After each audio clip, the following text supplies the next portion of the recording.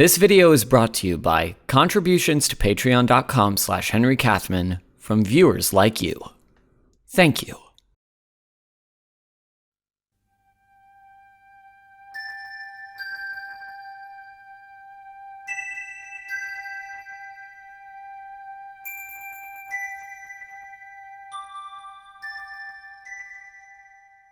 When it comes to fandoms on the internet, it is often interesting to see what is suddenly able to become popular. With each passing year, many have been able to track which fandoms are the most pervasive on the internet, while almost never being able to predict future hits.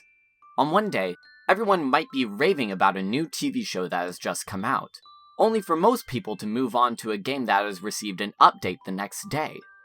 And while there are certain incorporated elements to a work that might have a more guaranteed success with future audiences, the media that truly resonates with large groups of people often do so by addressing a fundamental idea or theme that has been previously underaddressed or unmentioned. And in recent months, this hasn't been more apparent than it has been with the sudden rise of the Moomin series within certain fan communities in the United States. While this is a cute, approachable series that has had a recently released TV incarnation, what further differentiates Moomin from the expected fandom cycle can be seen within the history of the series. Unlike most other popular media franchises, the Moomins have had a widely successful career throughout the world for nearly 75 years, only for it to be widely ignored and undistributed in America, until now. Though with this sudden popularity, there are many people who are now just coming into the series and discovering the staggering amount of Moomin-related media, while also being contrasted with the many existing fans throughout the world who might be a little confused at their reactions. So let's ask ourselves, who are the Moomins? What is it about these characters that resonates with audiences? And what has suddenly changed to create the present phenomenon that has been dubbed the Moomin Renaissance?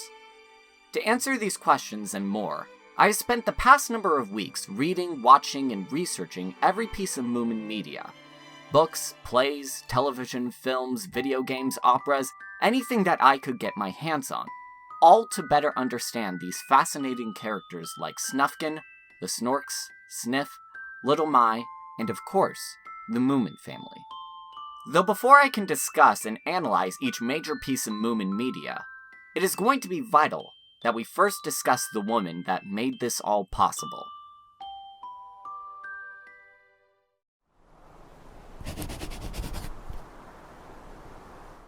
Tove Jansson was born to a Swedish-speaking family of artists in Finland.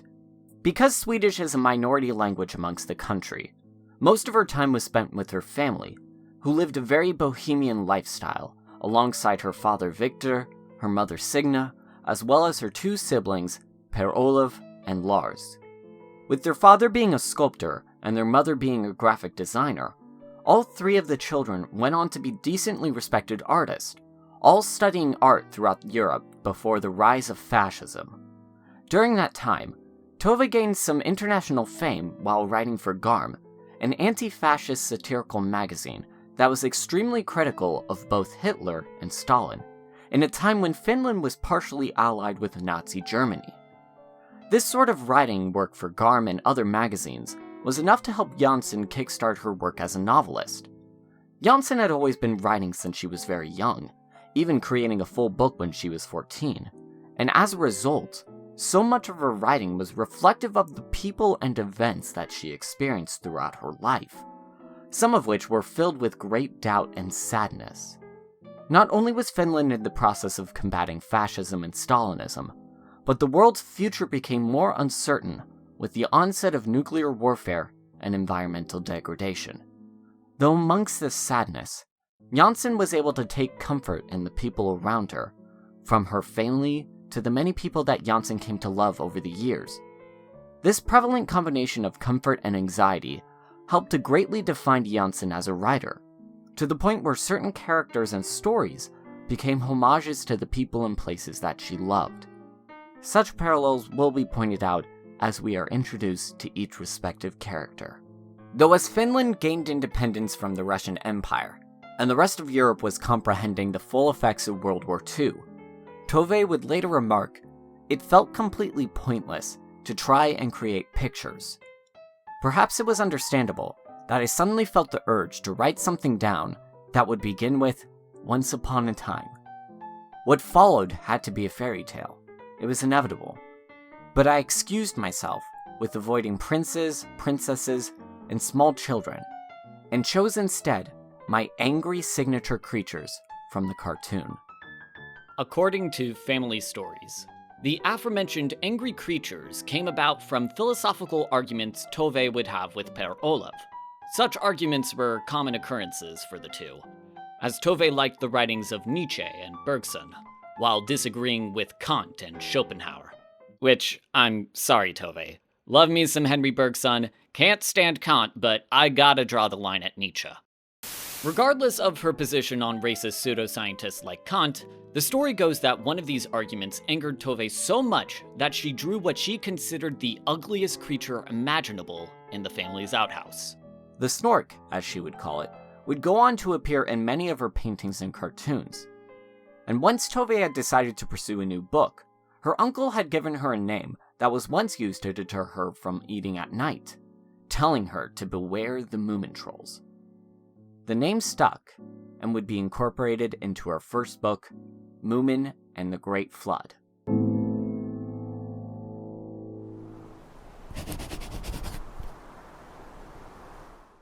If you are amongst the people who have recently gotten into Moomin, you might be surprised at what you find when reading through Janssen's early writing within the series, especially within her 1945 short story, The Moomins and the Great Flood. Clocking in at about 50 pages, this quick tale depicts the journey of Moomin Troll and his mother to find a new home as well as the missing Moomin Papa. Throughout this journey, the two see a wide variety of locales, from a dark forest, a garden made of candy, a great stormy sea, and eventually, a flooded valley that would eventually become a new home for the Moomins. It is in this book that we are introduced to a number of colorful characters, including the cowardly Sniff, a girl with glowing hair named Tulipa, and the mysterious traveling spirits called the Hattie Fatteners, and eventually, the eccentric Moomin Papa. Already within these first stories, we can see some of the real-world influences that went into Janssen's writing, most notably within Moomin Papa and Moomin Mama. In most of her appearances, Moomin Mama is characterized with the warmth and practicality to her, as she always seems to have something useful in her handbag that can help those she cares for. Both Tove and Per Olav would say how their mother Signa was a heavy influence on this characterization. According to Per Olav, our mother taught us how to navigate by the wind, the clouds, the anthills, and the moss on the trunks. She often skied after us, forgave all of our naughtiness, and glowed peaceful and confident warmth, just like Moomin Mama. Despite only being present for the final portion of the story, this similar influence can be seen within Moomin Papa, whose eccentric and exploratory nature is greatly reflective of their father Victor, who shared a great love of throwing parties, exploring new places, and witnessing small disasters. But alongside this eccentric nature, Moomin Papa also evokes the distant tension that was felt between the two throughout Victor's lifetime. The two greatly disagreed on a lot of subjects, from Victor's anti-Semitism, Tove's involvement in leftist circles, his irresponsible nature, and the resulting amount of work that was placed on Signa as the primary breadwinner and caretaker of their home. Despite this, Tove still maintained a great respect for her father, which is greatly demonstrated in Moomin Papa's characterization as a somewhat selfish, albeit well-meaning father. While the colorful characters and beautiful illustrations made this book quite enjoyable, the overall narrative suffers from an extremely rushed pace, where our heroes are moved quickly from set piece to set piece, and small characters appear and disappear with very little consequence. Perhaps it is for this reason that this first story did not go on to sell very well. With such a lack of consistency within the characters and continuity, reading The Great Flood feels similar to early drafts of The Hobbit, as it helps to introduce the characters and the basics of the world, but serves more like a small amusing fairy tale that could serve as a jumping-off point for grander stories, all of which would be seen the following year, where Janssen's work began to really look to the skies.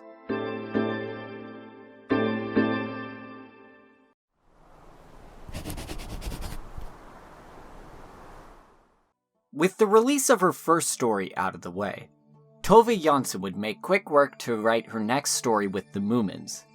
Released in 1946, Comet in Moominland already displays a striking improvement from the previous story.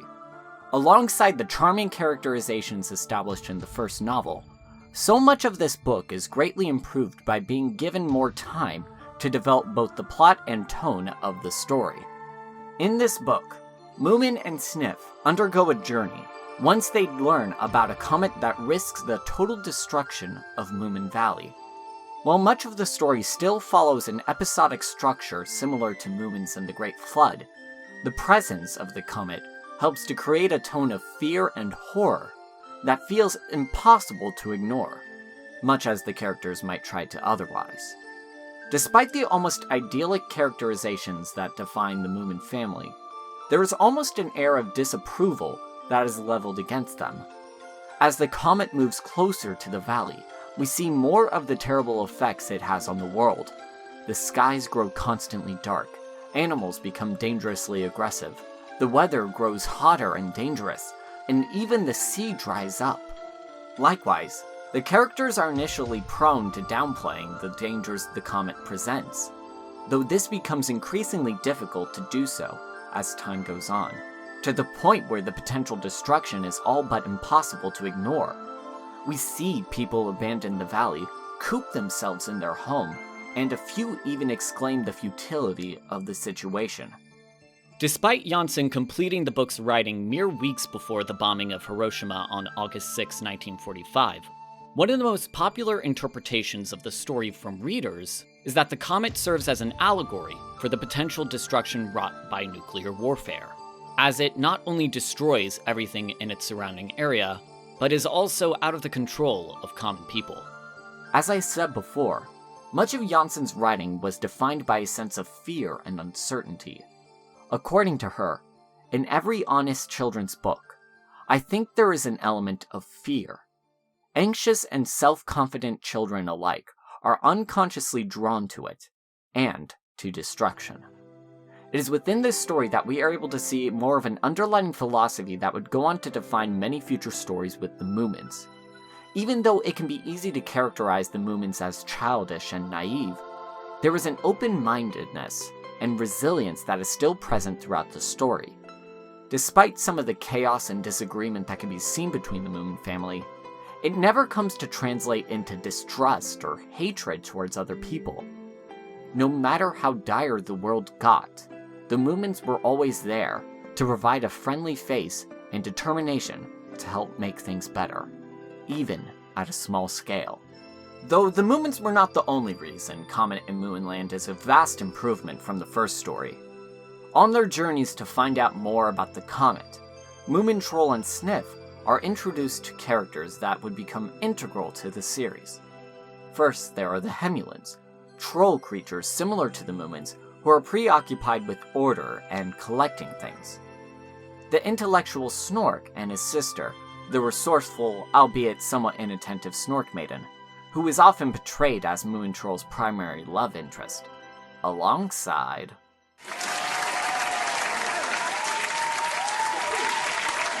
of all the characters in this series, there are few that seem to have the same level of attention as Snufkin, the mysterious and aloof traveler who is considered Moomin's closest friend, amongst other things. There are a number of reasons why someone like Snufkin might become such a popular character. From his carefree nature, his many moments of wisdom, to the internet's affinity to tall angsty white dudes. Though I think a lot of this appreciation comes from Snufkin's disgust with authority.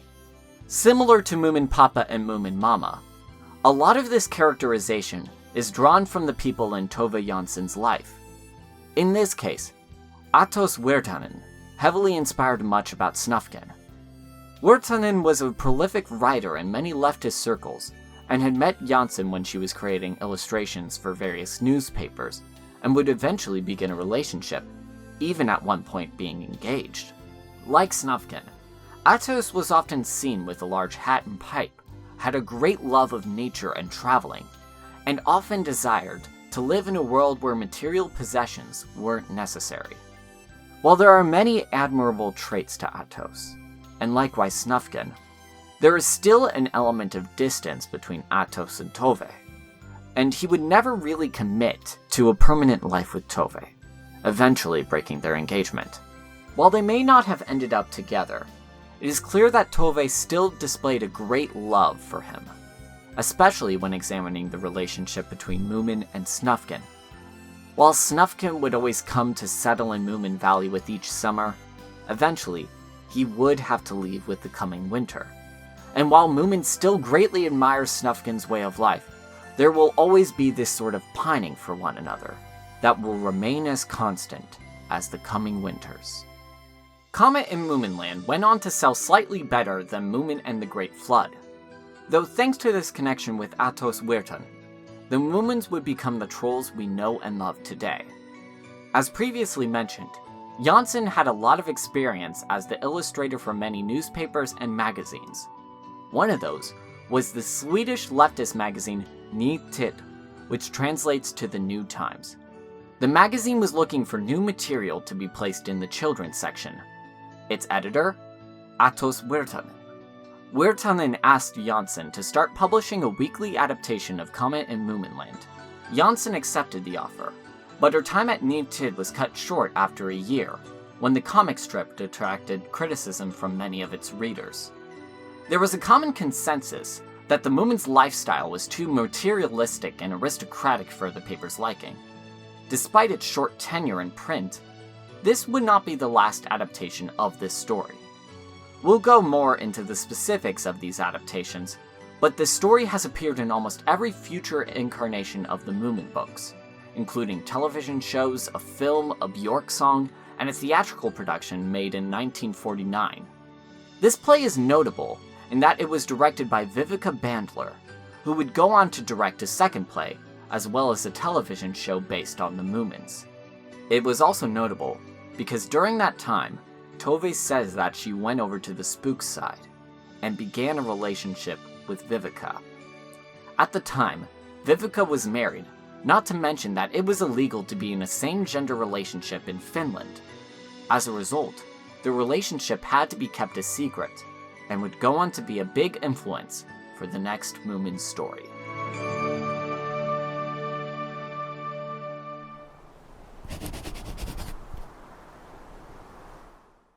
(1948's Finn Family Moomin Troll is where we see Moomins settle into many of the expected staples of the series.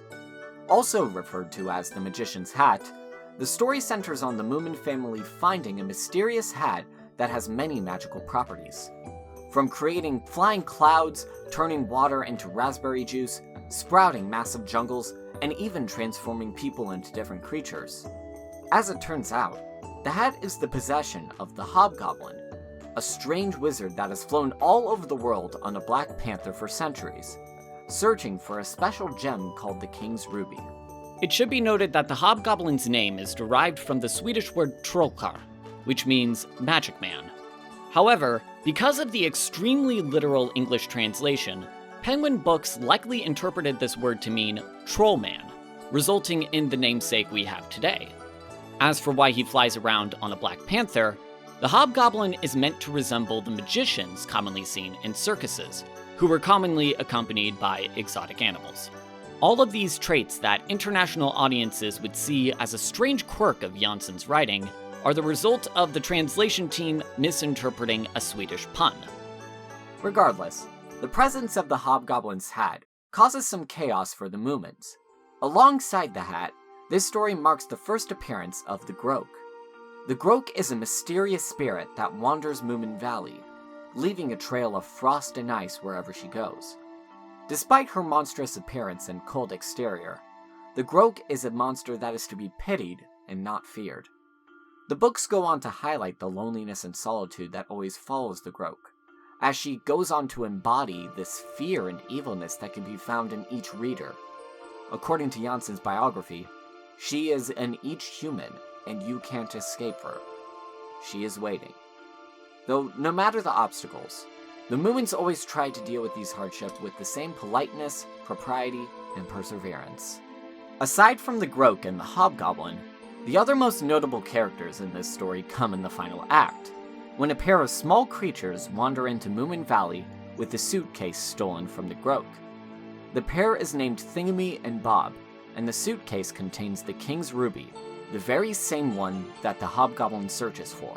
The two then take refuge with the Moomins, who help to ward off the Groke and give the two a place where they can feel safe and accepted. While the two's role in the plot might seem incidental, aside from one point where they steal Moomin Mama's handbag, their place in the story takes on a different dimension when examining their Swedish names of Tufsan and Vilsan. Those are the pet names that were used between Tove Jansson and Vivica Bandler. From this lens, you have two characters that strongly care for one another, while also safeguarding the precious King's Ruby from the Groke, an embodiment of loneliness. It's not hard to see this as an allegory for what the two had to undergo during their relationship to one another, as the two had to keep their relationship safe and secret like the King's Ruby, lest they also be taken by the Grokes of the world. Though the lovely thing about Finn Family Moomin Troll is that it shows the welcoming presence this series offers to those who come across it. By the end of the story, Thingamy and Bob feel so accepted by the Moomins that they are comfortable enough to show the King's Ruby to everyone in Moomin Valley. Everyone is so accepting that not even the Hobgoblin, for how long he has searched for the King's Ruby, is willing to take it from the two. Because Moomin Valley is a place that strives to welcome and accept everyone who visits. Perhaps it might be seen as childish or naive to do so, but these stories were initially conceived of as a fairy tale after all, and fairy tales were designed to help teach future generations the morals and beliefs that it takes to become better than their predecessors. So perhaps it is from these stories that we can make places like Moomin Valley more plentiful in our real world. Finn Family Moomin Troll comes as another highly recommended read and went on to sell more than the previous two stories, but it did little to address the financial instability that Jansson was undergoing. However, this success was greatly assisted in 1950 when Penguin Books helped to publish translated copies of the story in English, and it is here that Jansson's stories began to reach a wider audience outside of Finland, and the Moomin series will begin to take on a different shape.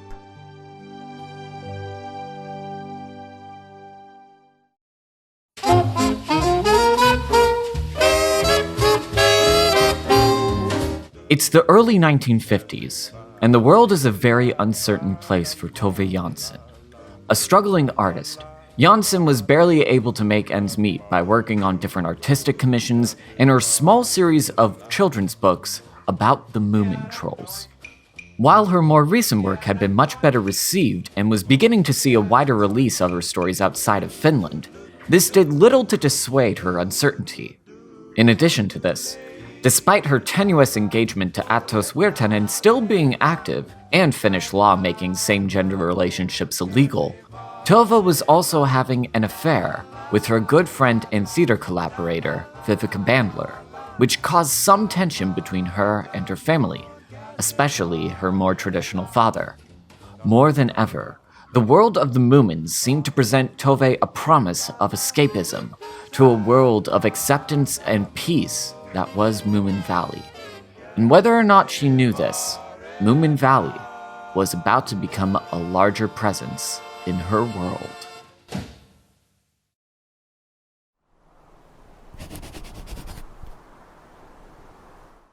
Once the Moomins were starting to gain popularity, there was some amount of derision and criticism leveled against the series. Many parents were shocked by the harsh language and immoral behavior that the Moomins displayed in their stories, as they are often seen drinking wine, smoking and growing tobacco, and using sarcastic language around one another. This criticism was harshly contrasted with demand for other Moomin products. It was almost too much for Jansson to handle, but the Moomins came to be a source of comfort outside of her work as a painter and illustrator. Thus, she made quick work on her next novel. The Exploits of Moomin Papa is one of the more strange entries into the Moomin series. This is mostly attributed to the various translations of this story. Right now, there are 3 distinct versions of this book on the market right now, all 3 of which include certain sections that are cut out or revised depending on the continuity established. While readers will be able to get the same overarching tale within these versions, the most commonly recommended versions is a translation published in 1968 under the title Moomin Papa's Memoirs. The entire story revolves around Moomin Papa recounting the tales of his youth, starting from his humble beginnings as an orphan to his nautical journeys aboard the Ocean Orchestra, a remarkable amphibious ship that he mans alongside his friend Hogskin, the Muddler, and the Jockster. Much of these memoirs, to Moomin Papa's admission, have stressed some events a little, though only to make them more convincing, and it is through the unreliable narration of this story that we can see a stark portrait form around Moomin Papa, and likewise around Tove Jansson's perception of her own father. When reading this story, we can see the admiration that Moomintroll and Tove displayed towards their respective fathers, though we are constantly made aware of the times where he would later abandon Moomin Mama in the events of the Great Flood, reminding us of how such adventurous and independent individuals aren't always the most responsible and deserving of emulation. Incidentally, the subject of fathers is a recurring element in this story, as it is later revealed that the Muddler and Jockster are the fathers to Sniff and Snufkin respectively. The Muddler, like Sniff, is concerned with gathering different possessions into a large coffee can that he lives in. He would later become a slightly prominent side character in future Moomin stories, including theatrical and televised adaptations, as well as appearances in comic strips in some forms. This is contrasted with the Jockster, who acts as a basic replica to Snufkin's anti-authoritarian, free-spirited characterization. For those who are unfamiliar with the source material, you might have been under the impression that Jockster is a prominent character within the series, based off of the many pieces of fan art and stories that have been written about this character. This might have been partially attributed to Jockster's ambiguous characterization, and subsequent absence from all future stories. Because Jockster acts as a basic blank slate, coupled with the fandom's adoration for Snufkin, he has left many fans to create headcanons and expansions to his characterization. So, just as a forewarning to any fans who might seek out these books, any of your Jockster-related needs are most likely going to be served elsewhere. On their adventures, Moomin Papa and company eventually meet the Mimbles, a large family that consists of the Mimble Mama and her 37 children. Amongst these children include Snufkin, who turns out to be the son of Mimble Mama and Jockster before being abandoned some time ago. Though of all the characters to appear in this story, there are few that would have such an impact on the series as 2 of Mimble Mama's daughters, Mimble and Little Mai. These 2 sisters would later settle down in Moon Valley, and the Mimble would serve as a patient caretaker for Mai, who has gone on to be one of the most popular characters for the series. Similar to Snufkin, Little Mai operates at a level of chaos and disregard for authority, where she will often speak her mind while often doing what she can to support her friends and family. According to Jansson, she is very practical and helpful, you see. I needed something to put against the Moomin family's helpless sensitivity. If you removed her, there would be just endless whining.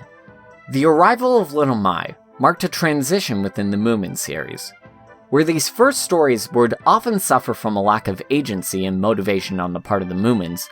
Future stories would often have the Moomins becoming more active players as a response to the antics that are often caused by Little Mai. By the time that Jansson had published Moomin Papa's memoirs, translations of her previous 2 novels became popular in England.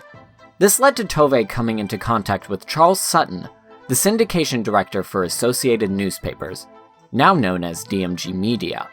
Sutton needed a new comic strip for the Evening News, one of the more popular evening newspapers in the world, and after seeing the book sell so well, Sutton became greatly intrigued by the Moomins and drew up a 7-year contract for Tove to write and draw comic strips depicting the Moomin characters.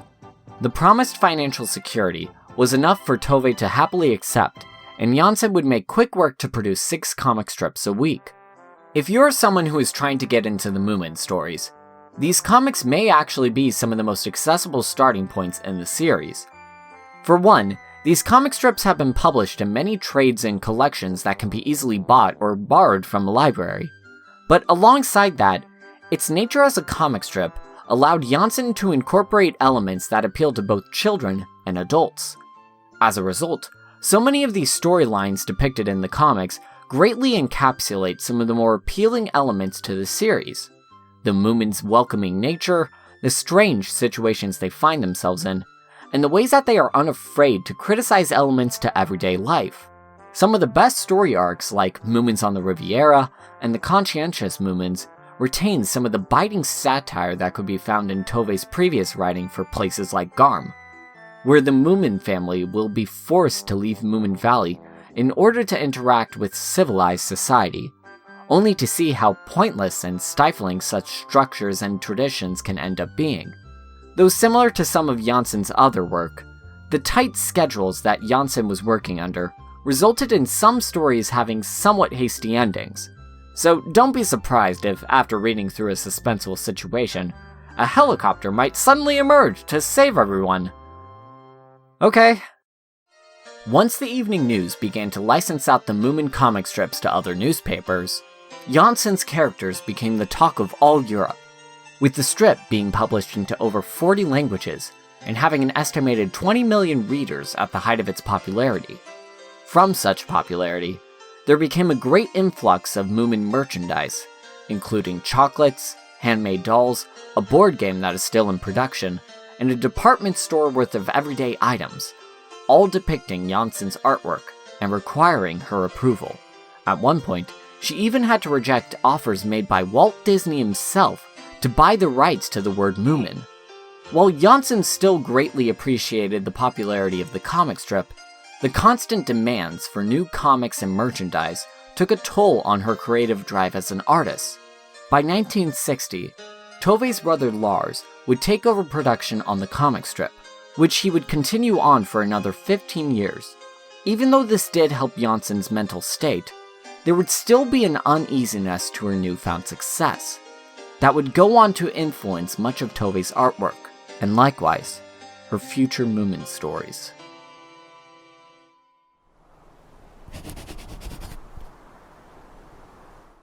If you want to have some insight into how Janssen evolved as an artist with her newfound success, one has to simply compare her next 2 stories, 1954's Moomin Summer Madness and 1957's Moominland Midwinter. The first of these stories was written before Moomin began achieving its drastic levels of popularity. During this time, Janssen had been collaborating with Vivica Bandler on a new theatrical production of the Moomin stories. The world of theater utterly fascinated Janssen, which is primarily why the theater is such a large presence in this story.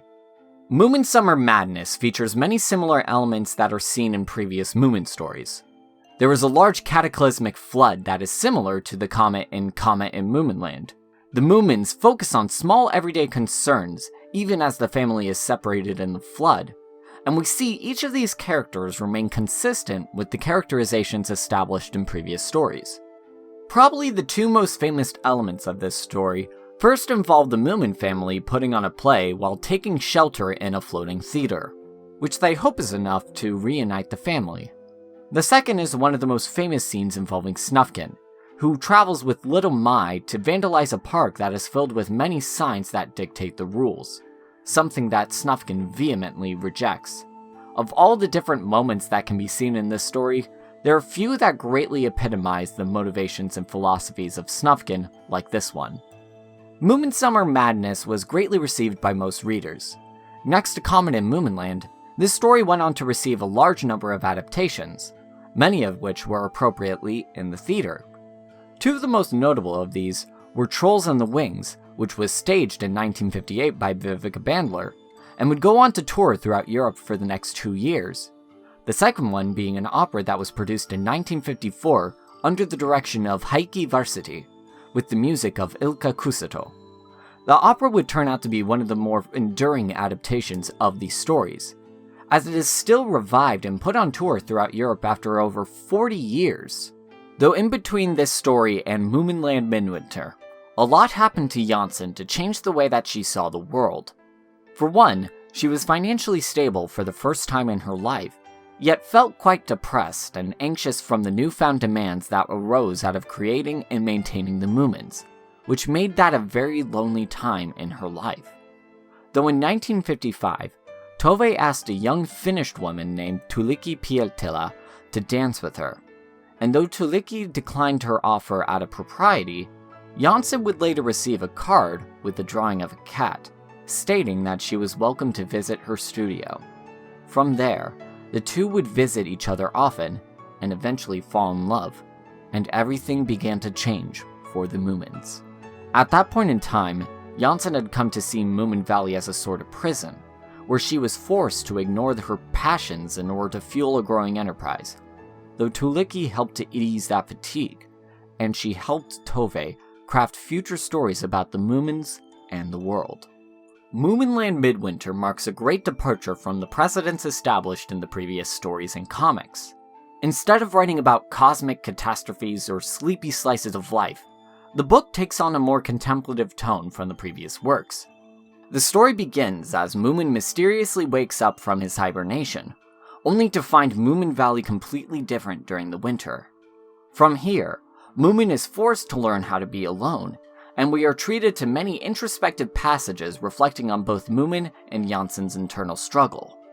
With this new loneliness, everything and everyone in Moomin Valley begins to look a little different, and we the readers are asked to reconsider how we see the world with this new isolation. Even the Groat goes from being a monster to be feared, to being a lonely creature that deserves empathy and pity, showing how even the most frigid and frightening monsters might appear a little different from a new perspective. Though to help Moomin on this journey, he comes across the enigmatic Tuutikki, a character that greatly draws upon Tove's relationship with Tuulikki. Like her real-world counterpart, Tuutikki serves as a comforting presence in the story, as she remains a pragmatic yet comforting system of support as both Moomin and Tove try to navigate the uncertainty of a changing world. According to Tuutikki, everything is very uncertain, and that is what makes me calm, for no matter how much we change, it is important that it doesn't make us lose sight of what's most important for us and the world around us. Despite seeing fewer adaptations compared to other stories, the reflective nature of this work makes it extremely easy to recommend, and this contemplative tone would become a continual element to these stories for the rest of the series, especially as Tove became a lot older. Her next story would be a short picture book called Who Will Comfort Toffel, which tells the story of a frightened boy named Toffel finding love with the timid Miffle, causing him to gain confidence in himself after being overlooked for so long. Originally, Toffel was going to be a young girl, though had to be changed to a boy due to censorship on explicitly queer characters. Though, even with the flipped genders, it's not hard to see how Tuulikki's presence in Tove's life caused her to have a newfound sense of confidence and creative drive, though this would be undercut in 1958, when Tove's father passed away. Despite the tension that was a constant present in Tove's life because of him, there was a melancholy that became more prominent in her stories after his death, all which would grow as time marched on.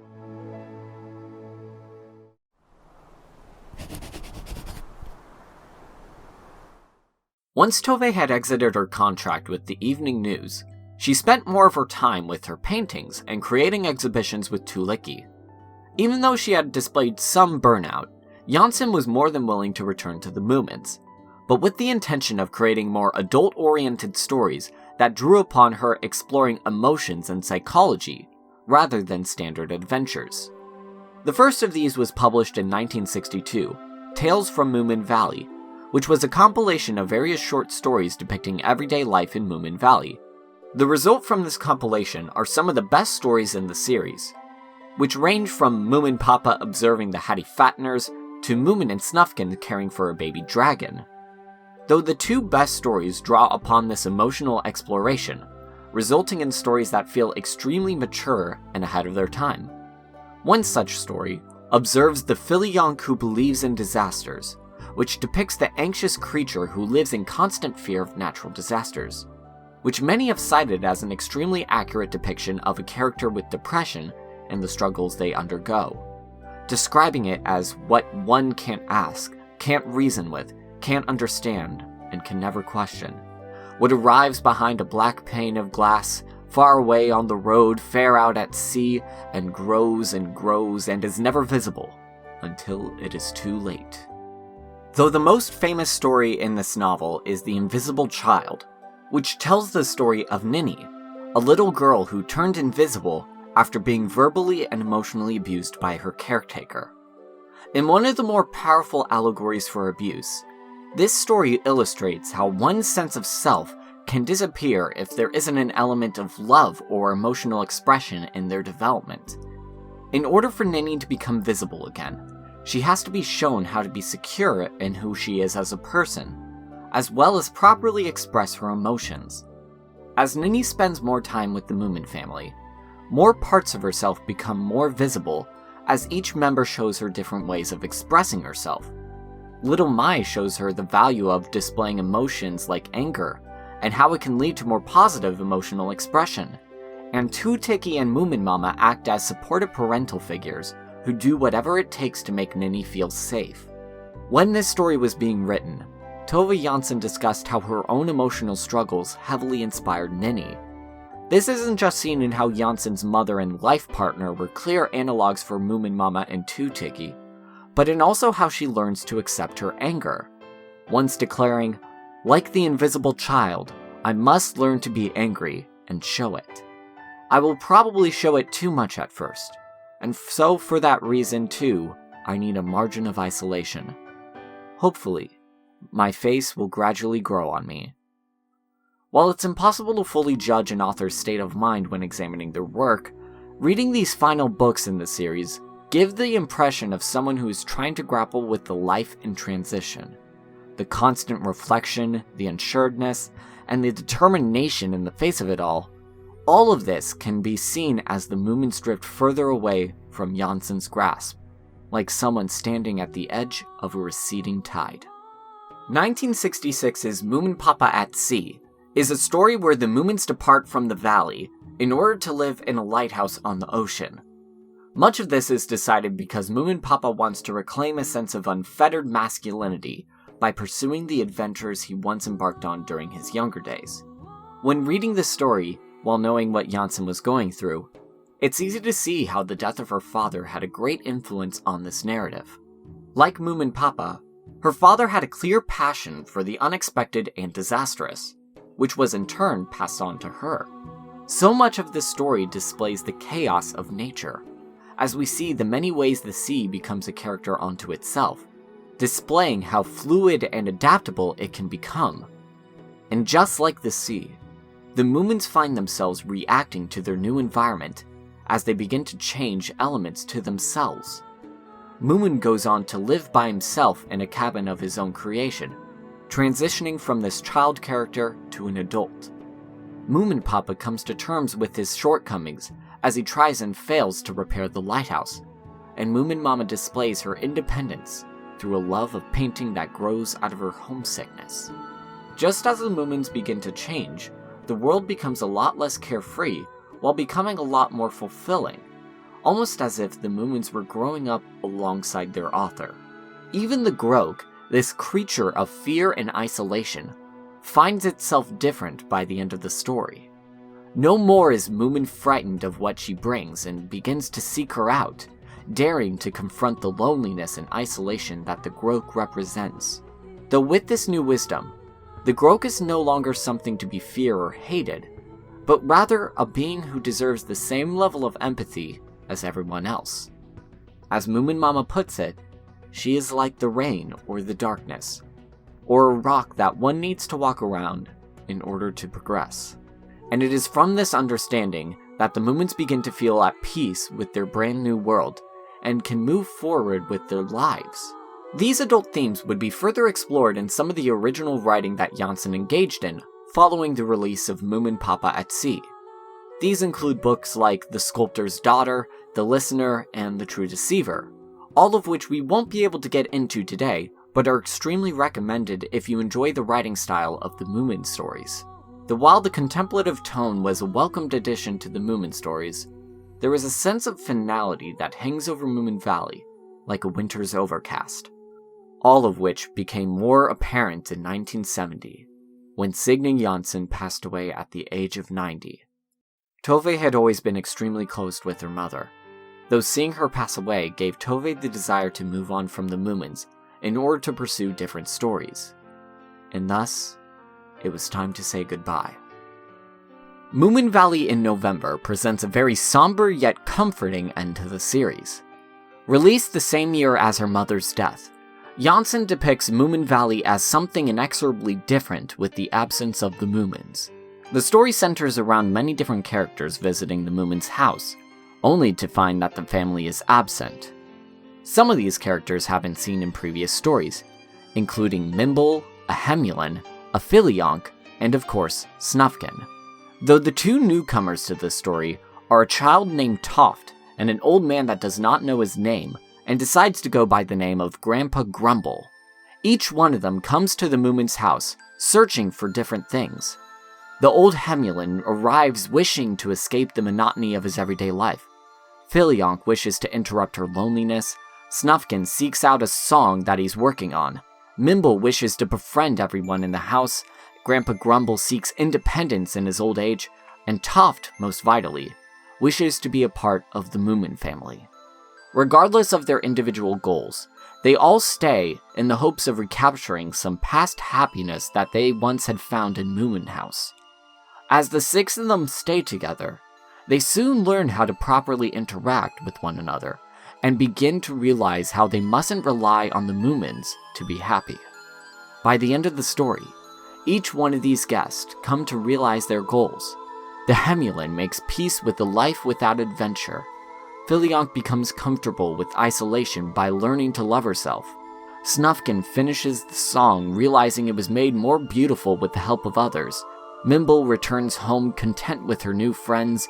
Grandpa Grumble is much more accepting with other people's assistance.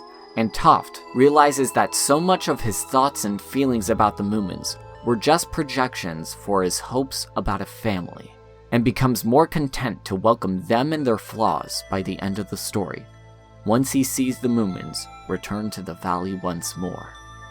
As a finale to the series, Moomin Valley in November offers an emotional yet peaceful goodbye to these beloved characters. It's no wonder why many have compared the emotional development that occurs in this story to those seen in various stages of mourning.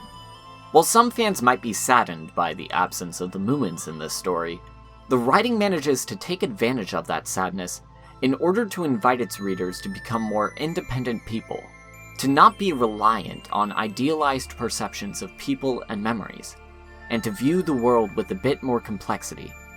While this book would mark Jansen's official farewell to the series, the Moomins would not be completely abandoned. Not only would Jansen return to the series through picture books, artistic exhibitions, and even a photograph-based story titled The Unwanted Guest, Jansen would see many new fans flock to her stories even after she stopped writing them, which was greatly assisted by the many adaptations which would arise over the years. Et, trois, tre, free!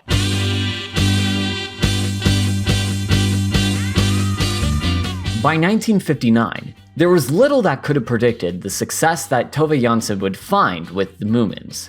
After so many years of barely making ends meet, Jansson was now a best-selling author, the cartoonist for one of Europe's most popular daily comic strips, and the overseer of a growing merchandising juggernaut. It seemed like everyone wanted a piece of the Moomins, and it began to weigh on Jansson.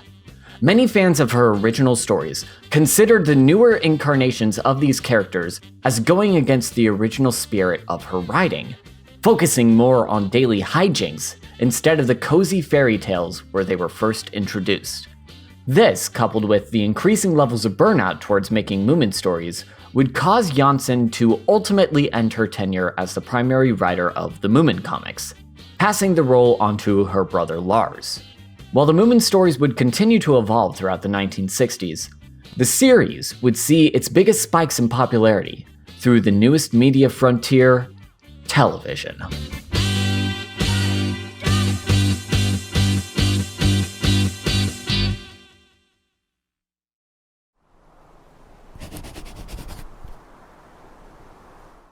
While the Moomins have experienced great growths in popularity through the comics, this first spike would occur through a Western German TV show produced by the Augsburg Puppet Theater in 1959. Despite the lower budgets and lifeless animation that could be commonly seen in most puppet productions at the time, the series does a remarkable job adapting Finn Family Moomin Troll and Moomin Summer Madness in a way that nicely introduces newcomers to the series. While the series would later be released in a DVD box set in Germany, there isn't much of a way to view this series on non-PAL region DVDs, save for clips of the show being distributed online. And just to give a fair warning, this is going to be a common story when it comes to many of these adaptations. Despite this, the series remained popular amongst German households, causing Swedish television to reach out to Janssen to help make a multi-parted series about them. Despite Janssen's varying levels of burnout with the Moomins, she was always interested in adapting these stories for a new audience.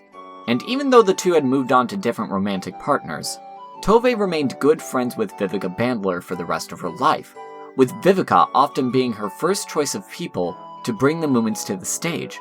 This was the case for Swedish television's 1969 series, simply titled Moomin Trollette, or The Moomin Troll. With Bandler as director, Tove and Lars Janssen as writers, the show features many of the same actors that were seen in theatrical adaptations. Something that differentiated this production from other adaptations is the inclusion of an original story written by Lars and Tove. The show centers on the king finding the Moomins and devoting himself to civilizing the family, only for him to becoming acclimated to their lifestyle. After filming the first episode, there were some complaints being made over the practicality of the Moomins' costumes, so Bandler decided to carry over a gag she had used in her productions of Trolls in the Wings. The results are somewhat horrifying.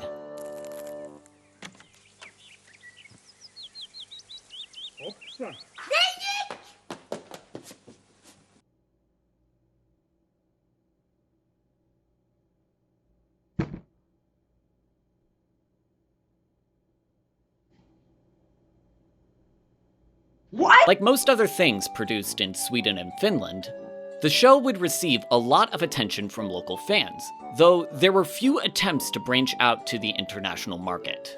All of this would be greatly contrasted that same year when Janssen had received a letter from Tokyo Movie Shinsa, a Japanese animation company who are today known for Akira, Lupin III, and their work on Batman the Animated Series.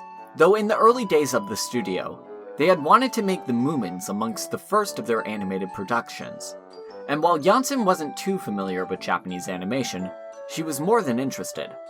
And after the executive Yasuo Yamamoto suddenly showed up in Finland, the two were able to make a deal. Though the result of this deal would not be at all what Tove expected.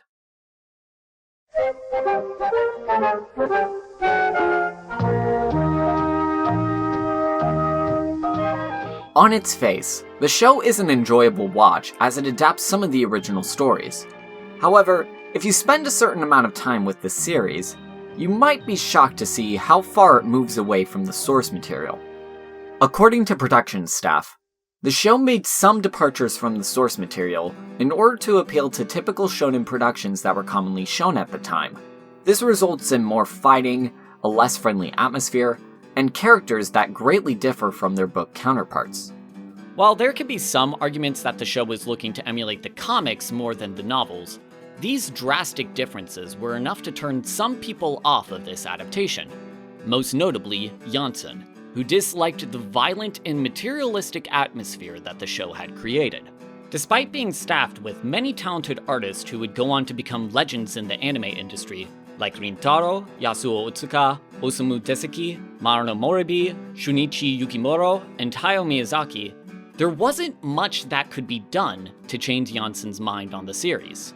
As a result, the Moomin series would be taken over by Mushi Productions, under a label that would be later called World Masterpiece Theater, a project devoted to adapting classic European literature to Japanese audiences. While the show began to more closely adhere to Janssen's writing, she would not allow the series to be internationally distributed, which has resulted in the show remaining a strange curiosity for Moomin fans outside of Japan. And after some time, the show's license went on to expire, causing all 52 of these episodes to be available online through various video sharing sites. Despite the condemnation leveled against the series, the introduction of the anime made Moomin extremely popular in Japan, and the series would be later remade in 1972 under the name Shin Moomin, which adheres more closely to the books and is likewise a more enjoyable watch. If you're okay with watching it without translations, that is. Despite being disappointed with the anime, that didn't stop Janssen from pursuing televised adaptations. The first would be a live-action costume series called Moomindalen, which translates to Moomin Valley. The series took great advantage of rising technology like the blue screen to achieve effects once only seen in animation.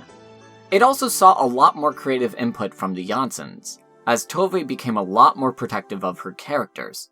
While this series does a decent job of adapting some of Janssen's writing, the mimed performances and expressionless costumes make it difficult to enjoy the show without any subtitles or translations. Though soon enough, the Moomin's popularity in both Europe and Japan led to a demand for a new TV show, leading to the Polish animation studio Semaphore to create a stop-motion adaptation of the series, building upon the proud traditions of Polish stop-motion puppetry to create one of the most well-known incarnations of these characters. 1977's The Moomins, commonly called the Fuzzy Felt Moomins due to their appearance, closely followed the plots of most of Janssen's original stories. While some might be turned off by the jerky animation style commonly seen in Eastern European stop-motion, not to mention some of the extremely dark and intense moments of the show, it really does justice to Janssen's original stories, and is one of the most accessible ways to get into this series outside of the books. Janssen would later recount how the series stuck most closely to her original stories, not only being able to capture the lighthearted fantasy of Moomin Valley, but also the introspective contemplation that other adaptations often elect to ignore. Unlike most of these adaptations, the Fuzzy Felt Moomins would go on to be distributed throughout all of Europe, notably including the first of these adaptations to be translated into English when it was aired on CITV in 1983. To this day, it remains one of the most beloved versions of the series, as it would be later remastered, compiled, and redistributed many times over the years. While there are many ways this series can be enjoyed, the first 18 episodes of the original British series and a compilation movie titled Moomin and the Comet Chase can be seen for free on Amazon Prime as of this writing, making this one of the few legal ways to watch a Moomin adaptation in the United States. By the late 1980s, Tove Jansson was content with her relationship to the Moomins. While she had no desire to write any more Moomin stories, she was still an integral part of publishing translations and creating beautiful models of various scenes from the stories with Tuulikki. So you could imagine the uneasiness that befell her when she and Tuulikki were approached by a Finnish producer named David Lindson, asking for the rights to create another animated adaptation of Moomin. Livson is primarily known for producing various collaborations between European and Japanese animation studios, his previous most famous example including Alfred J. Quack. While they were extremely hesitant at first, once the Janssens had seen their work, both Tove and Lars signed off on the production, with the added caveat that the two would act as creative consultants and revisionists towards any screenplays. Like Livson's previous work, the show would be a co-production between the Finnish-Dutch-Japanese studio Telescreen, as well as the Japanese animation studio Visual 80. The result was Tanoshi Moomin Ika, or Delightful Moomin Family, which has gone on to be one of the most recognizable versions of these characters. Chances are, if you're an American who is now just getting into the series, these are the versions of the characters that you are most acquainted with. Similar to the 1977 series, much of this show spends its time adapting the many original Moomin stories, as well as some storylines seen in the comic strips. And while these have resulted in some faithful adaptations, There is some notable difference between these and the original stories. The first being the incorporation of Little Mai into earlier stories, an increased presence for Snork Maiden and Sniff, some minor differences in the retellings of Finn Family Moomin Troll and Moomin Papa's memoirs, as well as the inclusion of original characters like Alicia and her grandmother, who are both witches. One final change that's relevant to this series' present popularity is some minor changes to Snufkin's character. Unlike some appearances in the original stories, Snufkin often acts friendly to most people that he meets, which is contrasted by the isolated attitude seen in the books. Likewise, this friendlier attitude results in his ideologies to be a lot more palatable and approachable to general audiences. Is it any wonder why one of the most popular scenes from this entire series is the Let's Go Commit Crime clip? It advocates a contempt for authority and hierarchical structures in a manner that demonstrates the good intentions of the characters, demonstrating an ideology that some would consider too radical had it been presented in a less friendly manner. Alongside these changes from the source material, this series is well regarded for its lively character designs, beautifully painted backgrounds, and well-constructed scenes, all of which are greatly enhanced by Sumio Shiratori's enchanting soundtrack. Overall, the series was much more well received by audiences and the Jansens, and would be distributed to many different countries outside of Japan, including most of Northern and Western Europe, England, and most notably, Hawaii. While the Moomins had never grown much in popularity on print or on screen in the United States, Hawaii's large population of Japanese immigrants created a large demand for English dubs of the show to be broadcasted on local television. While the series tended to grow more popular with each subsequent adaptation, to say that this occurred upon the show's release is an understatement. With the release of this new anime, there was a sudden demand for new translations of the Moomin stories and new types of Moomin merchandise. Alongside the dolls and playsets that were created, the Moomins saw their faces on everything from sushi, cars, airplanes, department stores, video games, and mugs. The Moomin mugs especially would soon become highly sought after collector's items, as they released new designs for the mugs after every year, which continues to this day.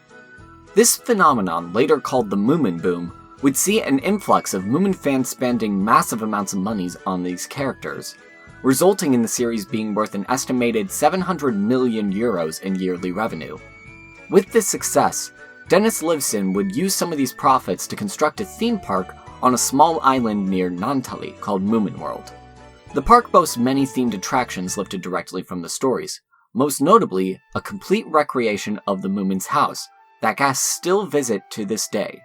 While the Jansens were able to enjoy much of this success, there were some fans of the franchise that looked towards the anime and the subsequent Moomin Boom as a watered-down version of these characters, with some remarking how it commercialized and invalidated some of the philosophical elements to the original stories. And when comparing the original books to this series, it cannot be denied that the show does take less of a hard stance on certain topics and characterizations. One notable example that comes to mind being the more lighthearted tone that was implemented in their adaptation of Moominland Midwinter, swapping out some of the story's melancholy for lighthearted fun. Even though there was less of a cerebral edge to this series, I still feel that it was decently ahead of its time compared to other programs airing at that moment. While certain shows like Batman the Animated Series and X-Men attempted to broach more serious and mature topics, Moomin was able to draw upon the source material in order to discuss ideas like abuse, depression, and emotional maturity, something that wouldn't be more commonly seen in children's programs until more recently. Out of all the versions of Moomin that can be found right now, this show is probably amongst the most accessible. From its lighthearted tone, its good balance of drama and humor, and the many enjoyable performances that can be seen within these characters. To this day, the show has been regarded as a classic for many children who grew up with it, resulting in Tove Jansson becoming one of the most beloved fantasy writers in most of Europe and Japan. Though this success became bittersweet, as it meant that Jansson became extremely busy in her old age, leading her to move away from her secluded life in order to oversee the Moomin Boom. Eventually, after many years of smoking, Tove Jansson was diagnosed with terminal cancer. Despite some of the trials and difficulties that she faced throughout her life, she recounted how she was very content with the work she was able to do, and the people she was able to meet. And she would pass away on the 27th of June, 2001, at the age of 86.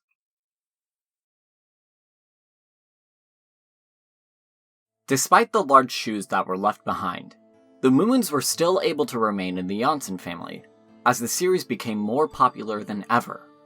Alongside Moomin World, there were many different locations that were opened up following Janssen's death.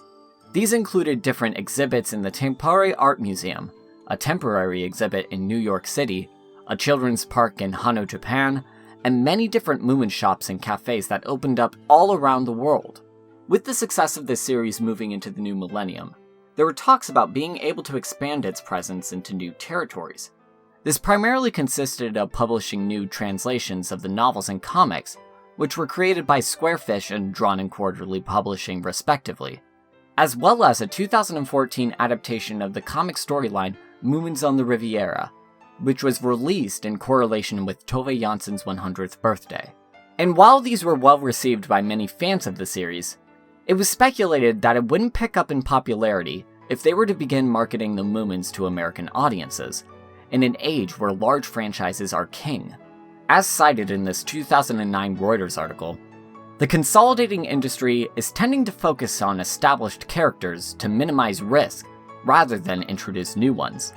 While this does not rule out that the Moomins could catch on, there was very little evidence to show that a niche product like the Moomins can thrive in the profit-driven US market.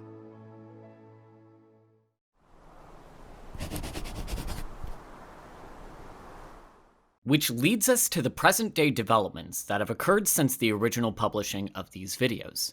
As of me writing this in May of 2023, a lot of the fervor that could be seen with Moomin has become more subdued, but this hasn't stopped a lot of interesting changes from occurring. Probably the most notable have been the release of the latest television adaptation of Jansson's stories, Moomin Valley, as well as a prestige biopic chronicling her life titled Tove. Starting with the 2019 series, this animated show was originally brought to life with a successful Indiegogo campaign organized by the Moomin Company in 2017. After managing to raise over $25,000, the creators at Gutsy Animation sought to recreate the aesthetics of Tove Jansson's illustrations with the modern conventions of contemporary CGI animated productions, eventually growing to become the most expensive Finnish television production to date, as additional investments led the show gaining a €20 million budget for its first season. This is perhaps best embodied by the title sequence of the show, which recreates the plot of The Moomin and the Great Flood in the style of Jansson's original watercolor illustrations, over an orchestral rendition of I'm Far Away, an original song composed by the Danish pop star Mo. On one hand, it is clear that a lot of talent and budget went into the creation of this show, but the fact that it does so by paying tribute to Jansson's very first work with the Moomins shows the ways that it is trying to modernize this story while staying true to the original books. But before I share my wider thoughts on the series, I would like to take this moment to plug friend of the channel Dropinion Dump, who has already done a number of videos on individual episodes of this series that come highly recommended. If you have at all enjoyed the writing that I have done in this video, you should do yourself a favor and watch her stuff after this. I'll have the links in the description. But with that said, compared with the previous adaptations of the story, something that I found very interesting about Moomin Valley is the ways that Jansson's original writing finds itself adhering to and clashing with the expectations and conventions of modern animated productions marketed to children. On one hand, despite being initially conceived through crowdfunding, that massive budget can be seen on display throughout the series, from the lush backgrounds exhibiting a painterly style, the star-studded cast including the likes of Taron Egerton, Rosamund Pike, and Matt Berry, to the lavishly produced soundtrack in collaboration with Sony Music and various Finnish and Swedish pop acts. All of this indicates how much passion the different artists behind the show have for Jansson's writing, though at the same time, it has also left the impression that the creators were very focused on making something that could appeal to as wide an audience as possible. This has caused Moomin Valley to compromise on some of the more contemplative elements of the original novels, in favor of more lighthearted storytelling common in children's animation today, which can be primarily seen in this adaptation's depiction of Moomin Troll. Unlike previous adaptations that tend to portray Moomin as this childlike audience surrogate, the defining quality of this version of Moomin Troll is a desire to be seen as an adult, similar to the characterization found in books like Moomin Papa at Sea and Moomin Valley in November. This causes a number of these episodes to center on Moomin learning some specific lesson so he can better transition into the adult world, with that lesson more often than not being conveyed in a somewhat unsubtle manner. This isn't necessarily a bad thing, as it has resulted in this version of Moomin Troll having a greater degree of personality compared to each version that we've seen before. One interesting example of this could be seen in episode 5 of season 1, The Golden Tale.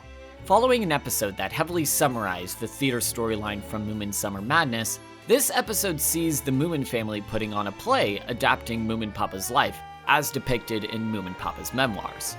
During this production, Moomin finds himself struggling to depict his father, resulting in his tail going bald from all of the stress.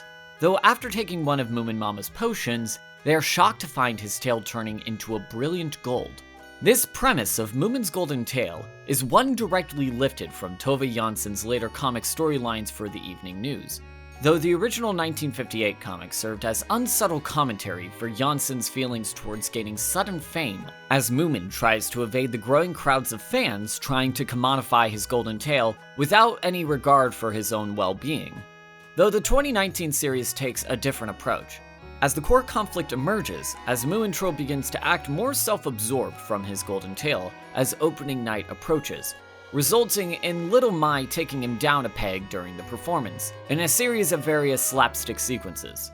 This leads Moomin Troll to finally push back against Moomin Papa's attempts to make Moomin more like him, with the episode ending with Moomin acting as the director while his parents reenact their own story. Like the rest of the series, this is a fine enough episode with a lot of good writing, beautiful animation, and well-delivered performances. But something that sticks out to me is how it took the premise of Jansson's original work and used it to tell a story that some might consider quite conventional by the standards of children's animation. For as much passion that is on display for Jansson's original work within this adaptation, at first, it was admittedly disappointing to see that satirical edge removed from these stories in order to better sell this series to a wider audience. But as the show progressed into its next 2 seasons, a lot of the heart in this series becomes much more prominent as we get to see the ways that these new interpretations of these characters grow and develop. Case in point, this series' adaptation of The Invisible Child is probably my favorite version of the story put to stage or screen. Where other versions emphasize the need for children like Ninny to become more assertive and expressive, this series adds an extra layer to this dynamic by demonstrating the importance of listening to victims of abuse. In the case of Ninny, all of the different characters demonstrate a clear desire to help make her visible again, but often doing so without considering how she might feel or what she might want. Once Moomin Troll realizes how self-absorbed he had become in his attempts to help her, it is only then that Ninny is able to become visible again. Something that I especially appreciate about this adaptation is that it was able to take Jansson's views on difficult topics like abuse and recovery, but added an extra layer of nuance that perhaps wouldn't have been as prevalent during her own lifetime. The overall result is a series that almost seeks to present the Moomins to an international audience in a way that puts their best foot forward, which is ironic considering that it has yet to see any international distribution deals outside of Finland, Sweden, Norway, Japan, and England. Though, considering some of the ways that Moomin has become inextricably tied to the national identity of Finland, it might be a sign of the Jansson family wishing to remain protective over Tove's legacy. A sentiment that could be greatly seen in the 2020 biopic Tove. Nowadays, historical biopics tend to have a mixed reputation with certain audiences, as some manage to present the lives of their subjects in ways that recontextualize our perceptions of them, where others fall into what Elliot Roberts called the Wikipedia problem, as such films seek to present a heavily summarized and often sanitized depiction of a person's complete life without presenting any greater understanding, outside of the same vague insight one would get from reading someone's Wikipedia article. In the case of this film, Where does this depiction fall in? Under the direction of Zaida Bergrot and a screenplay by Eva Pertro, Tove makes the wise decision of focusing on a single decade within Janssen's life, from around the publication of Moomin and the Great Flood up to the late 1950s following her relationship with Tuulikki Pietilä. This acts in the film's favor somewhat, partially helping to prevent the Wikipedia problem, but also allowing the filmmakers to place more of a focus on Janssen's life and relationships instead of solely focusing on the Moomins, who act as more of a background element than anything else in this story. Instead, the core conflict of this film centers on Tove's relationship with Vivica Bandler in the midst of the Moomins' rise to success. While most historical accounts of Tove's life don't go into much detail about their relationship, the film depicts it as a tumultuous affair that makes Bandler appear more manipulative and uncaring, while Tove finds herself in anguish as she contends with this new aspect of her identity. In terms of directions to take this movie, I am glad that Moomin plays as small of a role as it does, considering how Janssen consistently desired to not be defined by those characters. Though after researching the life and works of Janssen for as long as I have, it was a bit of a treat to be able to recognize the small details and references from Janssen's life story that could only come from such research. From Atos Wirtanen's plan to create an artist commune in Morocco with Tove, the stories of Victor Janssen adopting a monkey, to the inclusion of specific stage directions provided during the production of Vivica Bandler's plays. But at the same time, I felt that I was only able to understand the plot of this film because I already had that prior knowledge to Janssen's life, as certain people like Atos Wirtanen, Sam Vani, Tuulikki Pietilä, and Vivica Bandler are often introduced and integrated without much context to who they were as people. And this is the unfortunate criticism that I have for this film.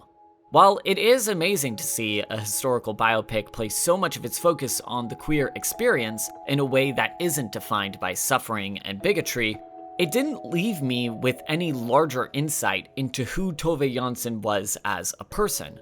Which is a shame because I feel that Janssen's life story is part of the reason why so many people, particularly younger queer people, gained such an interest in Moomin over the past few years. Today, Moomin is more widely available than it has ever been.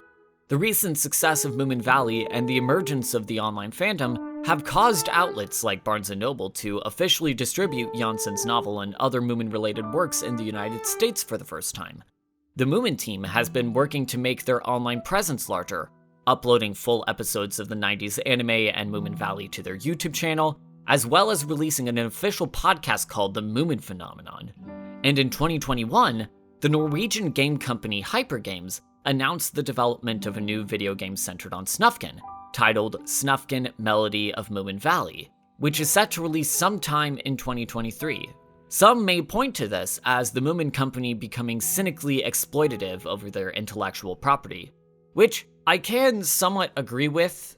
However, as tempting as it might be to paint this growth of the Moomin Renaissance as a betrayal of Janssen's legacy, the fact that I have met so many Moomin fans from around the world who have been ecstatic to now be able to share these characters and stories with a whole new audience is more of a testament to the timeless quality of these characters and Janssen's writing than any cynical marketing ploy. At the beginning of this video, I asked what might have changed about the Moomins to attract this wider audience. Though, if this retrospective was any indication, there hasn't been much to fundamentally alter the nature of these stories and these characters. Even as these stories became more philosophical and adult or juvenile and comedic, none of the characters really changed who they were. The core personalities remained intact, but their perspectives on the worlds and how they view each other changed and evolved as Tove Jansson began to experience the world in new and different ways.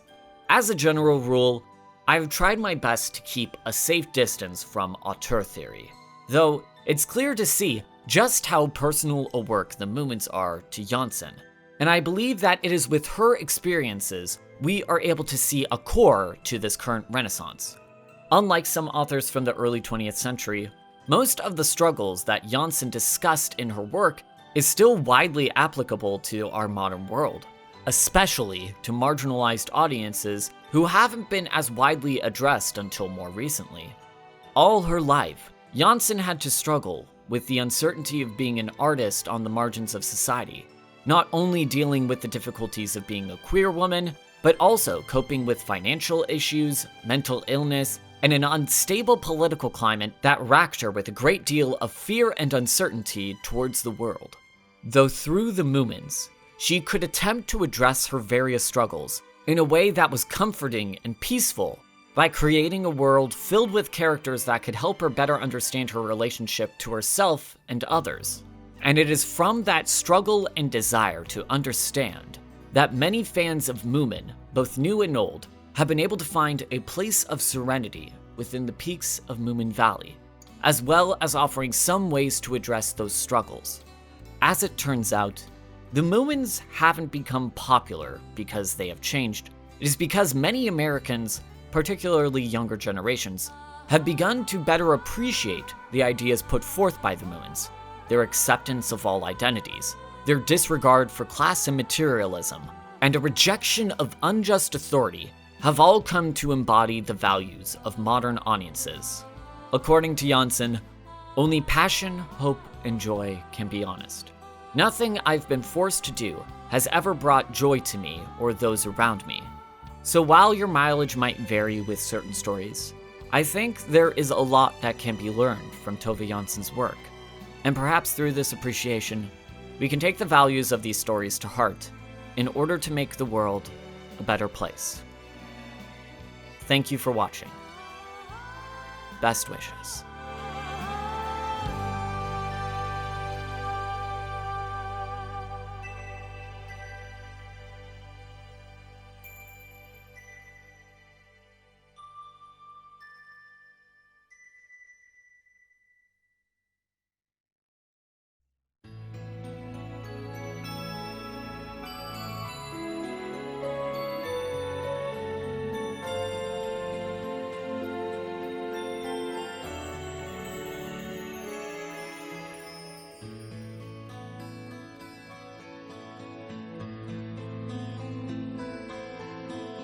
Even when you stubbornly act so tough, it is only pretending.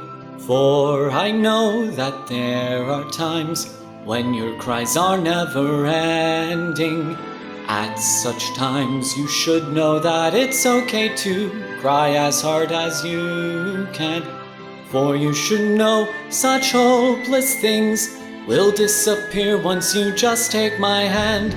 Come with me to the world of peaceful dreams, where your troubles won't be ignored and your true self will be seen.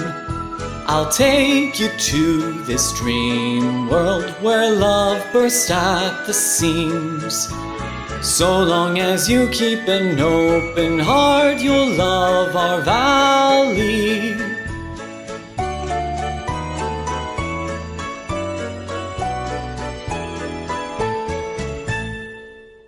Also, let's make like Snufkin and fill this place with crime. Come on!